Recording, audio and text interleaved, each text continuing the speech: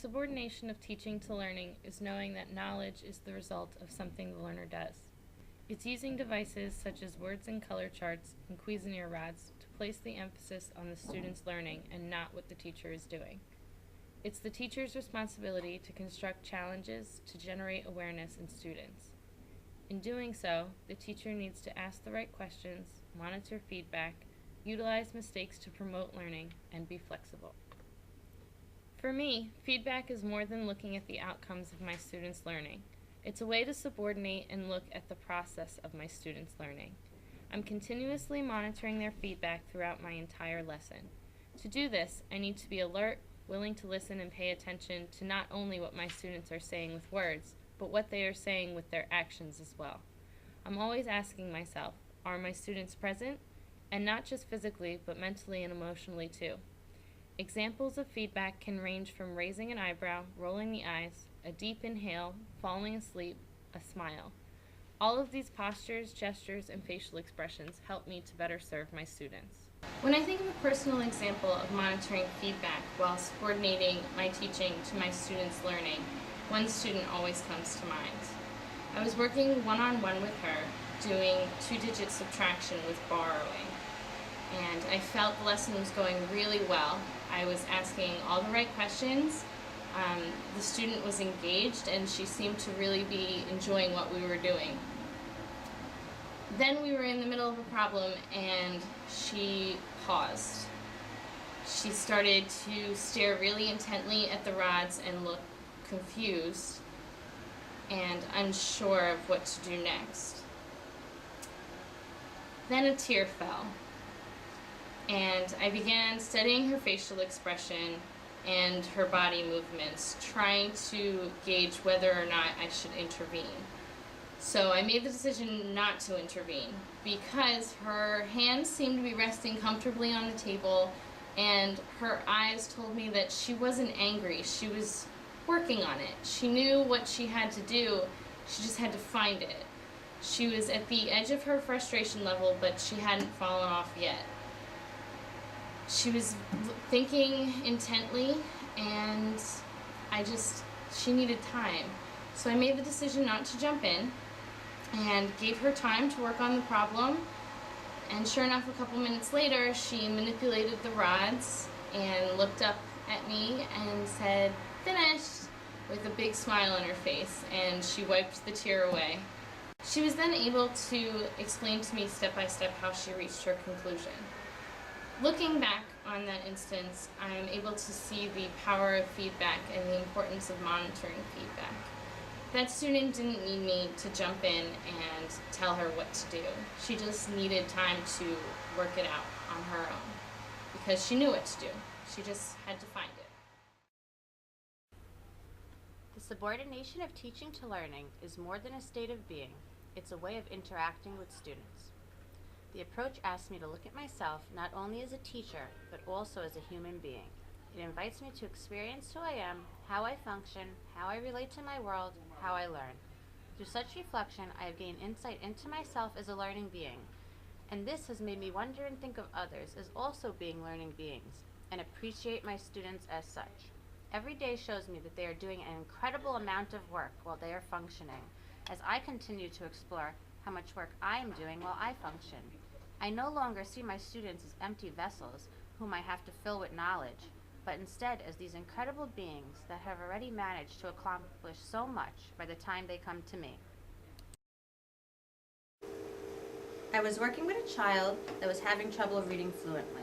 She seemed to know most of the sounds on the Fidel, but she still was having troubles with fluency. I decided to take her to Primer 1. We started over here, number 1, with the sound "ah," which is the first sound that the kids are introduced to with our words and color program. This line correctly would be read "ah, ah, ah, ah."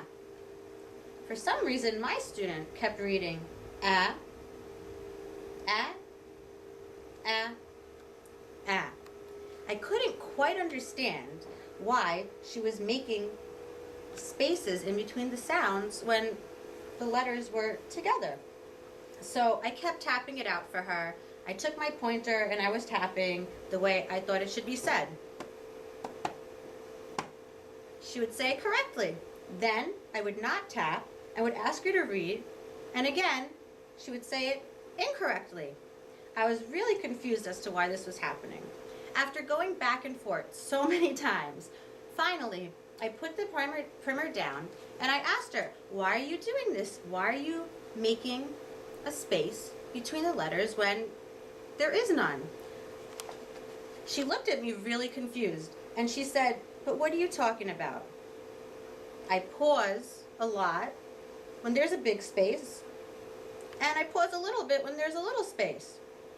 And all of a sudden, I could see what she saw.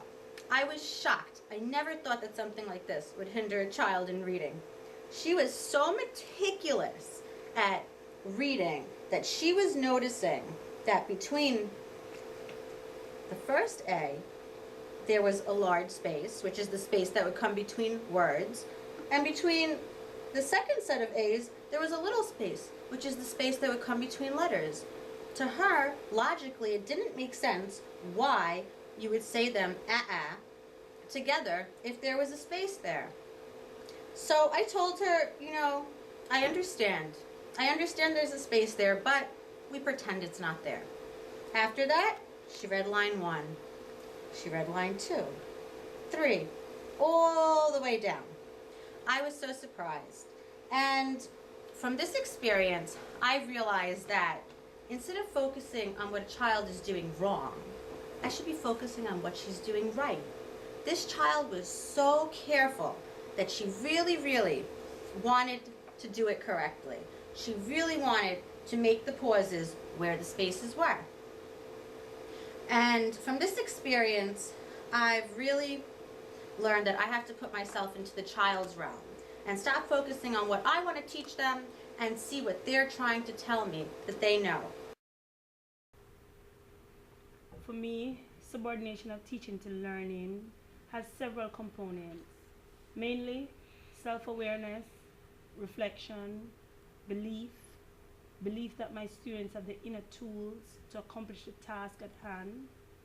Does this way of working keep a love of learning? Basically speaking of feedback, whether verbal or non-verbal feedback.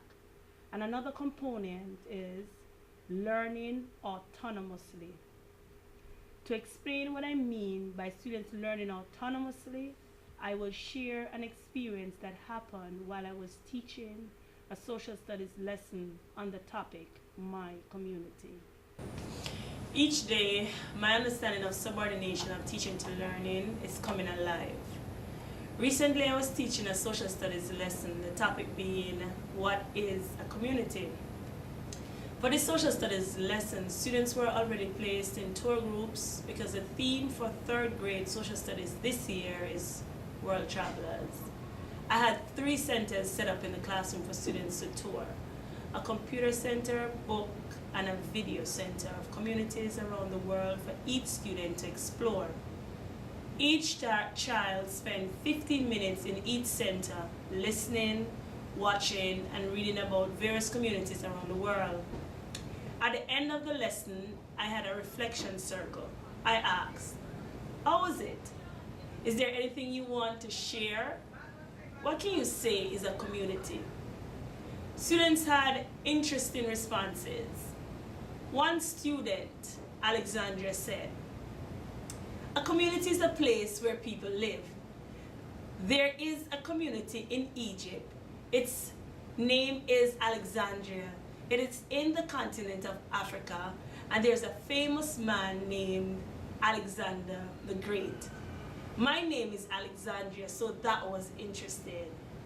I was blown away. I was taken aback with her response.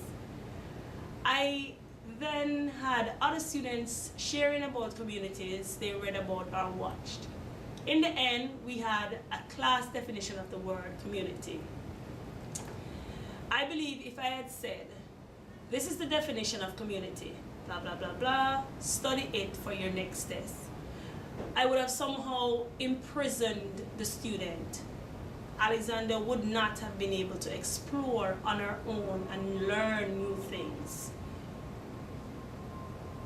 I would perhaps have told her the definition. Looking back, I think if I'd been in a traditional sense of teaching, I would have told her the definition of what is a community, and then given her an activity sheet, and of course required her to study it for her next test. However, after being retaught and exposed to the subordination of teaching to learning, I was able to free my students to be autonomous and creative.